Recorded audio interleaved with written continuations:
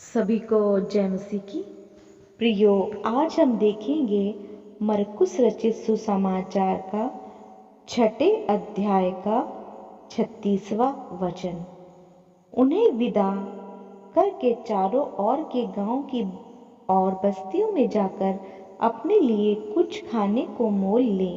उसने उत्तर दिया, तुम ही उन्हें खाने को दो। उन्होंने उससे कहा, क्या हम 100 दिनार की रोटियां मोल लें और उन्हें खिलाएं? उसने उनसे कहा, जाकर देखो तुम्हारे पास कितनी रोटियां हैं। उन्होंने मालूम करके कहा, 5 और 2 मछलियां भी। तब उसने उन्हें आज्ञा दी कि सबको हरी घास और पाती पाती से बैठा दो। वे 100 और 50 करके पाती पाती बैठ गए। उसने उन 5 रोटियों और 2 मछलियों को लिया और स्वर्ग की ओर देखकर धन्यवाद किया और रोटियां तोड़ तोड़ कर चेलों को देता गया कि वे लोगों को परोसें। और वे 2 मछलियां भी उन सब में बांट दी। सब खाकर तृप्त हो गए और उन्होंने टुकड़ों से 12 टोकरियां भरकर उठाई। और कुछ मछलियों से भी जिन्होंने रोटियां खाई वे 5000 पुरुष थे। तब उसने अपने चेलों को नाव पर चढ़ने के लिए विवश किया कि वे उससे पहले उस पार बेतसैदा को चले जाएं, जब तक कि वह लोगों को विदा करे। उन्हें विदा करके वह पहाड़ पर प्रार्थना करने को गया। जब सांझ हुई तो नाव झील के बीच में थी और वह अकेला भूमि पर था।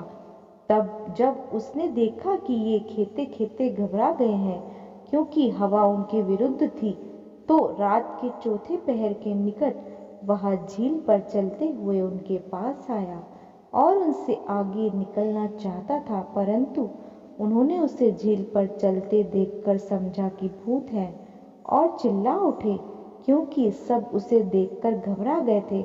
पर उसने उनसे बातें की और कहा, ढांढस बांधो, मैं हूँ, डरो मत।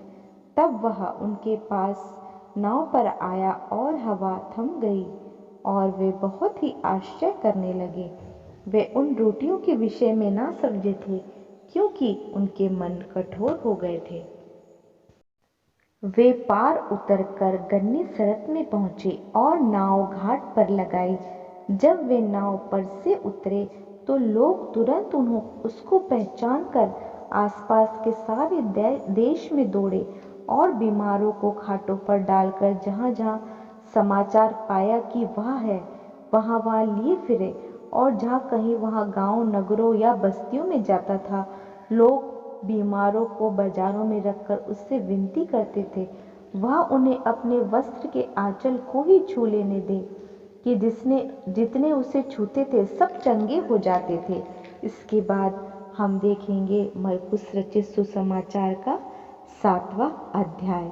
तब फारिसी और कुछ शास्त्री जो यरूशलेम से आए थे उसके पास इकट्ठा हुए और उन्होंने उसके कुछ चेलों को अशुद्ध अर्थात बिना धोए हाथों से रोटियां खाते देखा, क्योंकि फारिसी और सब यहूदी पूर्वजों की परंपरा पर चलते थे और जब तक भली भांति हाथ नहीं धो लेते थे तब तक नहीं खाते थे, और बाजार से आकर जब तक स्नान नहीं कर लेते थे तब तक नहीं खाते थे। और बहुत सी अन्य बातें हैं जो उनके पास मनाने के लिए पहुंचाई गई थी, जैसे कटोरे और लोटे और तांबों के बर्तनों को धोना मांजना। इसलिए उन फारिसियों और शास्त्रियों ने उससे पूछा, तेरे चेले क्यों पूर्वजों की परंपराओं पर नहीं चलते और बिना धोए हाथों की रोटियां खाते हैं? उसने उनसे कहा, यशायाह ने तुम कपटियों के विषय में बहुत ठीक भविष्यवाणी की है, जैसा लिखा है, ये लोग होठों से तो मेरा आदर करते हैं पर उनका मन मुझसे दूर रहता है। इन्हीं वचनों पे प्रभु बहुतायत की आशीष दे। सभी को जय मसीह की।